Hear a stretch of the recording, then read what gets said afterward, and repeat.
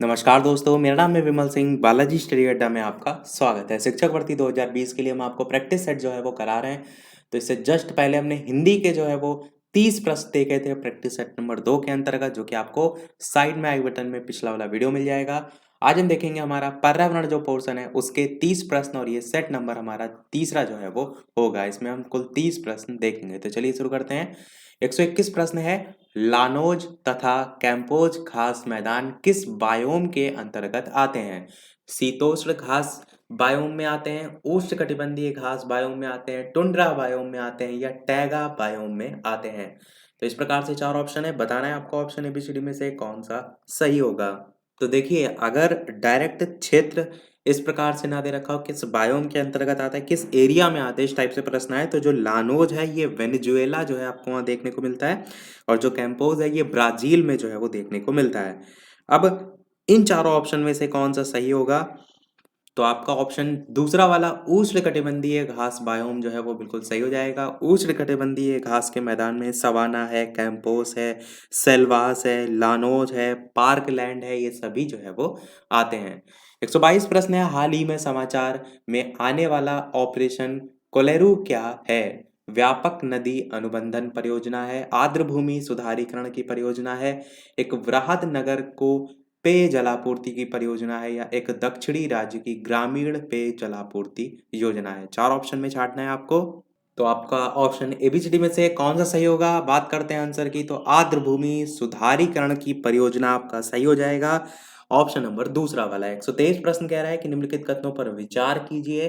अंतरराष्ट्रीय मानकीकरण संघ का मुख्यालय रोम में है। आईएसओ 9000 गुणवत्ता प्रबंधन तंत्र मानकों से संबद्ध है। आईएसओ 1400 या 1400 पर्यावरण प्रबंधन तंत्र, और इसी प्रकार नीचे लिखा गया है। उपरोक्त कथन में से कौन सा सही है? ए, बी और सी, केवल सी, बी और सी, या इनमें से कोई नहीं? तो ऑप्शन एबीसीडी में से बात करते हैं उत्तर की, तो तीसरा वाला आपका ऑप्शन बी और सी जो है वो बिल्कुल सही हो जाएगा। पहला वाला जो है यहाँ पर गलत है। तो इसका मुख्यालय रोम में अगर नहीं है, क्योंकि ए ऑप्शन गलत है ना, तो रोम में नहीं है, तो फिर कहाँ है? जेनेवा स्विट्जरलैंड में जो है इसका मुख्यालय है। इसकी शॉर्ट फॉर्म ध्यान रखिएगा, आई, यहाँ पर आई ओ एस लिखा है, ये गलत लिखा है। आई एस ओ जो नीचे लिखे हैं यही आपका होता है आई एस ओ। इसका जेनेवा स्विट्जरलैंड में मुख्यालय जो है वो है, और स्थापना वर्ष 1947 है, ये भी आप ध्यान रख सकते हैं। 124 प्रश्न है, भूमि संरक्षण की जिस विधि में पहाड़ी ढलान को काटकर सीढ़ियां बना दी जाती हैं उसका नाम क्या है? 4 ऑप्शन है, समोच्च रेखीय कृषि, आच्छादन रोपण, पट्टीदार खेती, या सोपान कृषि? बताना है आपको ऑप्शन एबीसीडी में से कौन सा सही होगा। बात करते हैं आंसर की, तो आपका पहला वाला ऑप्शन, और समोच्च जो खेती होती है इसी को हम इंग्लिश में कॉन्टूर फार्मिंग कहते हैं, CONTOUR। अगला देखते हैं आपका 125 प्रश्न, निम्नलिखित में से किस दिन का राष्ट्रीय ऊर्जा संरक्षण दिवस के रूप में मनाया जाता है? 5 जून, 15 सितंबर, 4 नवंबर, या 14 दिसंबर? बताना है आपको ऑप्शन एबीसीडी में से जो है वो कौन सा सही होगा। तो बात करते हैं आंसर की ऑप्शन एबीसीडी में से, तो आपका चौथा वाला ऑप्शन 14 दिसंबर बिल्कुल सही हो जाएगा। 14 दिसंबर को आपका हर साल राष्ट्रीय ऊर्जा संरक्षण दिवस जो है वो मनाया जाता है। अगला देखते हैं प्रश्न 126, बायोडीजल जो है इसका इस्तेमाल करने वाला भारत का पहला राज्य इनमें से कौन सा है? मध्य प्रदेश, छत्तीसगढ़, झारखंड, या कर्नाटक? तो 4 ऑप्शन है, इस प्रकार से बताना है आपको ऑप्शन एबीसीडी में छाट कर कौन सा सही होगा। बात करते हैं आंसर की, तो ऑप्शन एबीसीडी में से कौन सा सही होगा। बात करते हैं आंसर की, तो आपका दूसरा ऑप्शन छत्तीसगढ़ जो है वो बिल्कुल सही हो जाएगा। बायोडीजल का इस्तेमाल करने वाला भारत का पहला राज्य। प्रश्न इसी में अलग अलग तरीके से भी आते हैं। स्थापना के संबंध में पूछा जाए तब आपका ये आंसर नहीं होगा, तब बदल जाएगा।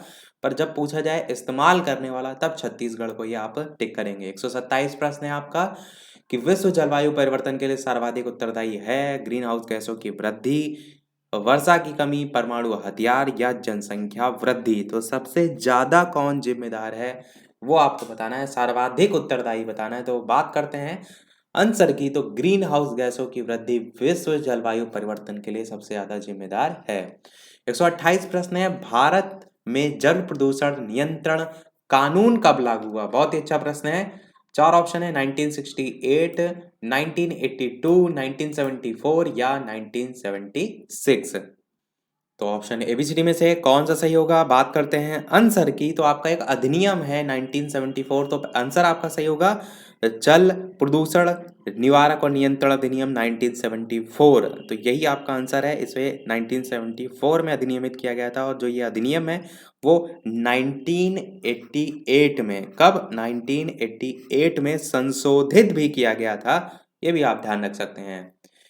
129 प्रश्न है। निम्नलिखित जो विधान है उनमें से कौन सा एक पर्यावरण सुरक्षा के विषय में व्यवहारिक नहीं होता है? चार ऑप्शन दे रखे हैं, छांटना है आपको इन चारों में से कौन सा सही होगा। इसके अलावा वीडियो पसंद आए तो वीडियो को सभी लोग लाइक भी अवश्य करते रहिएगा, ताकि इसी प्रकार अच्छे अच्छे प्रश्न आगे भी प्रैक्टिस कराए जाते रहें। तो बात करते हैं आंसर की।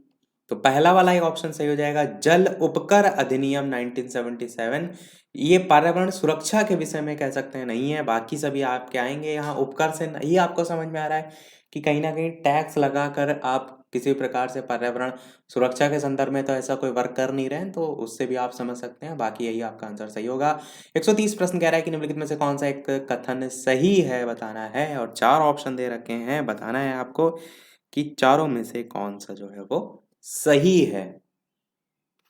तो ऑप्शन एबीसीडी में से बात करते हैं आंसर की। तो आपका तीसरा वाला ऑप्शन सही होगा कि जैव सुरक्षा उपसंधि प्रोटोकॉल आनुवंशिक रूपांतरित जो जीव है उनसे संबद्ध है। यही वाला आपका ऑप्शन सही हो जाएगा। 131 प्रश्न कह रहा है कि मोटर वाहनों से निकलने वाली कौन सी एक मुख्य प्रदूषक गैस है? CO2, CO, मार्स गैस या नाइट्रोजन ऑक्साइड। चार ऑप्शन में आपको छांटना है कौन सा सही होगा। तो देखिए, नाइट्रोजन ऑक्साइड और नाइट्रोजन डाइऑक्साइड वाहनों में डीजल और पेट्रोल के जलने से उत्पन्न होती है, पर प्रश्न में क्या लिखा है कि मुख्य प्रदूषक गैस कौन सी होती है? तो मुख्य प्रदूषक गैस में आपकी कार्बन मोनोऑक्साइड होती है, और वो आपका दूसरा वाला ऑप्शन CO लिखा हुआ है, ये जो है वो सही हो जाएगा। 132 प्रश्न कह रहा है कि पेयजल में आर्सेनिक प्रदूषण सबसे ज्यादा होता है। चेन्नई, कानपुर, दिल्ली, मुंबई। चार ऑप्शन में छांटना है आपको कौन सा सही होगा। बात करते हैं आंसर की।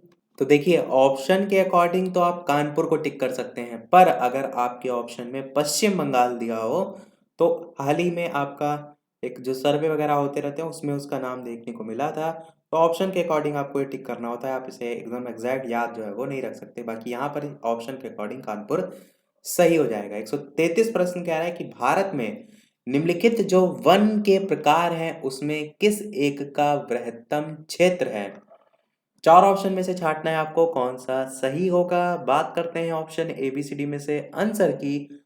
तो आपका ऑप्शन तीसरा वाला और दूसरा वाला जो ऑप्शन है इनमें कंफ्यूज हो सकते हैं, तो दूसरा वाला आपका ऑप्शन बिल्कुल सही होगा। उष्णकटिबंधीय आर्द्र पर्णपाती वन, जिन्हें हम मानसून वन के नाम से भी जानते हैं, ये जो वन होते हैं वो 70 से लेकर के 200 सेंटीमीटर जो वार्षिक वर्षा होती है उस वाले क्षेत्रों में पाए जाते हैं, और जल उपलब्धता के आधार पर जो ये वन है उनको आर्द्र और शुष्क पर्णपाती वनों में भी बांटा गया है। तो यही आपका उष्ण कटिबंधीय आर्द्र पर्णपाती वन कह लीजिए या उष्ण कटिबंधीय पर्णपाती वन कह लीजिए, क्योंकि मैंने बताया ना कि उष्ण कटिबंधीय जो पर्णपाती वन है उन्हीं को बांटा गया है आर्द्र और शुष्क में, तो उसी के अंतर्गत में ही आर्द्र जो है ऑप्शन के अकॉर्डिंग वो हो जाएगा।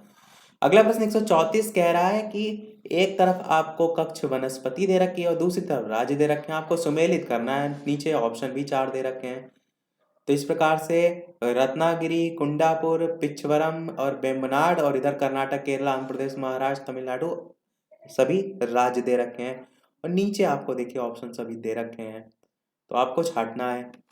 तो देखिए, इसको करने का तरीका सबसे अच्छा होता है कि इन चारों में जो आपको आपने सुना हो आपको आता हो उसको मैच कर लीजिए। जैसे कि बेम्बनाड काफी चर्चित है, कहाँ है?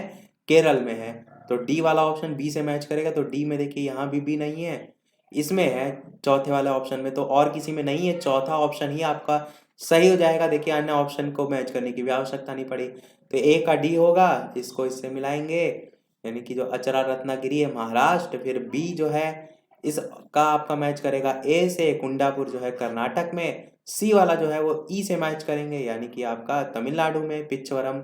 इस प्रकार से आपका चौथा वाला आपका ऑप्शन बिल्कुल सही हो जाएगा। अगला प्रश्न देखते हैं आपका 135।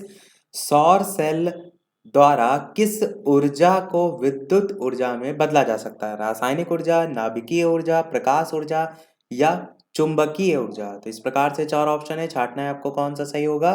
तो आप सभी जानते हैं सौर सेल में क्या होता है, जो सूरज की रोशनी होती है, सूर्य की रोशनी होती है, प्रकाश ऊर्जा जो होती है उसी को तो वो कन्वर्ट करता है विद्युत ऊर्जा में। तो यहाँ पर आपका आंसर तीसरा वाला प्रकाश ऊर्जा बिल्कुल सही हो जाएगा। प्रकाश ऊर्जा को विद्युत ऊर्जा में बदला जा सकता है सौर सेल के द्वारा।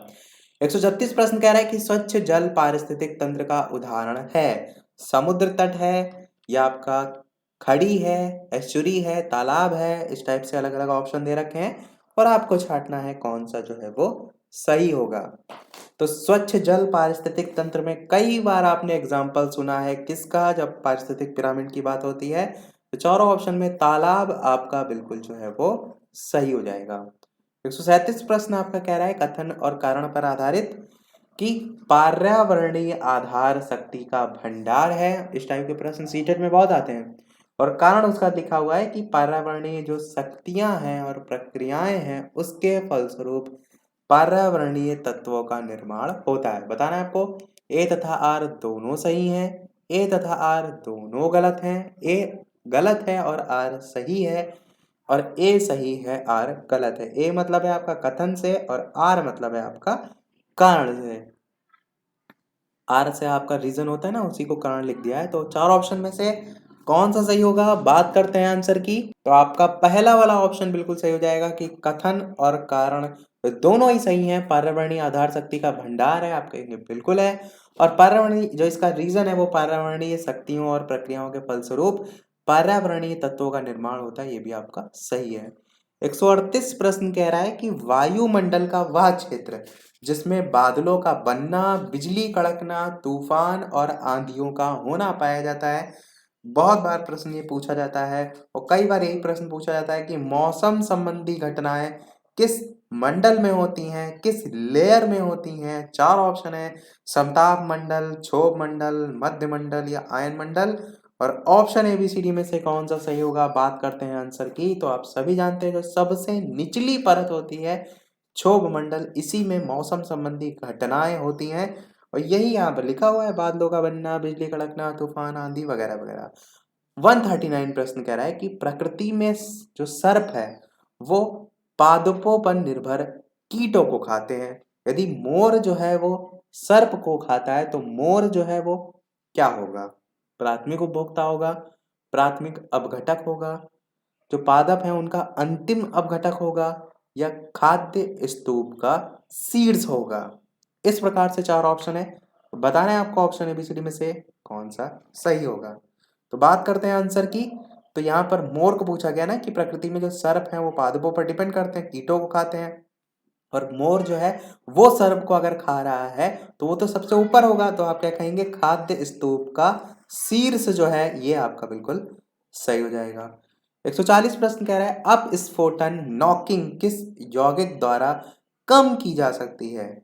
आइसोऑक्टेन के द्वारा, एन हेप्टेन के द्वारा, टेट्रा इथाइल लेड के द्वारा या बेंजीन के द्वारा। 4 ऑप्शन है, बताना है आपको ऑप्शन एबीसीडी में से कौन सा सही होगा।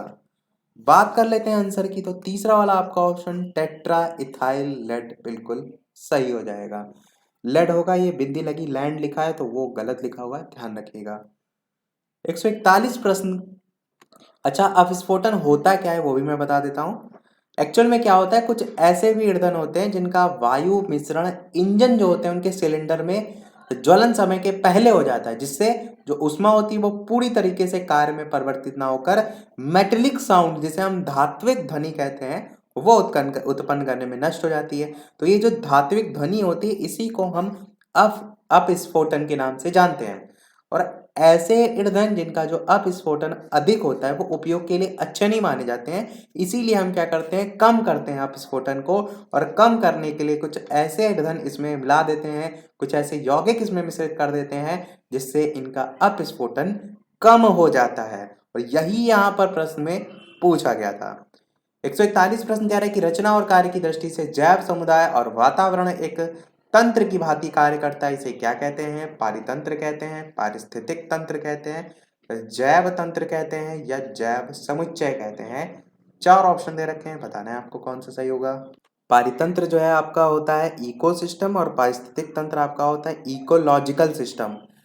तो ऑप्शन एबीसीडी में से बात करते हैं आंसर की, तो पहला वाला आपका ऑप्शन पारितंत्र जो है वो बिल्कुल सही हो जाएगा। 142 प्रश्न कह रहा है कि पृथ्वी के क्रस्ट पर ऑक्सीजन जो है उसके बाद सबसे अधिक उपलब्ध कौन सा मूल तत्व है? सिलिकॉन है, कार्बन है, सोडियम है या एल्यूमिनियम है? 4 ऑप्शन में आपको छांटना है कौन सा जो है वो सही होगा। तो ये चीज मैंने आपको पहले भी बताई है, 4 ऑप्शन में से कौन सा सही होगा।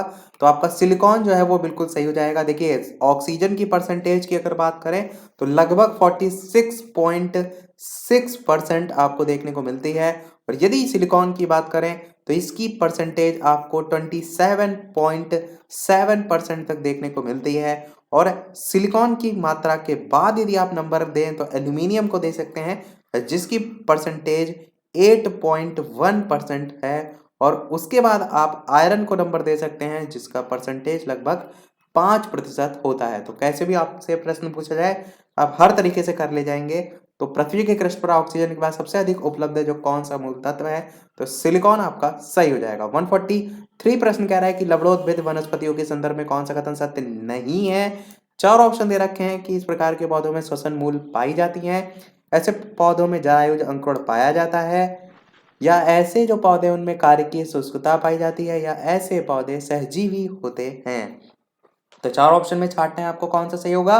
बात कर लेते हैं उत्तर की, तो चौथा वाला आपका ऑप्शन बिल्कुल सही हो जाएगा कि ऐसे पौधे सहजीवी जो है वो होते हैं, यही आपका बिल्कुल सही हो जाएगा। अगला प्रश्न देखते हैं 144 प्रश्न कह रहा है कि स्वचालित जो वाहन है उनसे निकलने वाली गैसों के प्रकाश रासायनिक परिवर्तन द्वारा प्रदूषक उत्पन्न होते हैं। तो कौन कौन से होते हैं ये आपको बताना है। 4 ऑप्शन में आपको छांटना है ऑप्शन एबीसीडी में से कौन सा जो है वो सही होगा। बात कर लेते हैं आंसर की, तो तीसरा वाला आपका ऑप्शन सही हो जाएगा O3 एवं पैन। ये आपका और कॉम्पिटिटिव लेवल में जो प्रश्न आते हैं एज इट इज वही रखे जाते हैं, तो आंसर भी आपका एज इट इज वही जो है वो हो जाता है। 145 प्रश्न कह रहा है कि प्रत्येक पोषण स्तर स्थानांतरण में कितने प्रतिशत ऊर्जा एक पोषी स्तर से अगले पोषी स्तर पर पहुंचती? ये वाला जो श लिखा है ये गलत लिखा हुआ है, ये सही लिखा है पोषी, तो यही आपका सही होता है। तो कितनी पहुंचती है? 20%, 40%, 60% या 10%? तो काफी बार मैंने बताया कि 10% ऊर्जा ट्रांसफर होती है, तो चौथा वाला आपका ऑप्शन सही हो जाएगा। ये वाला प्रश्न हम आपसे पूछेंगे। 147 प्रश्न कह रहा है डुंगोंग समुद्री जीव जो कि विलोपन की कगार पर है वो क्या है? उभयचर है, बोनीफिश है, शार्क है या स्तनधारी है? 4 ऑप्शन में आपको बताना है कौन सा सही होगा। बात करते हैं आंसर की, तो आपका स्तनधारी मैमल जो है वो बिल्कुल सही हो जाएगा। 148 प्रश्न है आपका, हैदराबाद में स्थित हुसैन सागर झील किस जीव की वृद्धि से नष्ट हुई है? तो ये भी जरूर ध्यान रखिएगा, हैदराबाद में स्थित है आपका हुसैन सागर झील। तो 4 ऑप्शन में आपको छांटना है कौन सा सही होगा।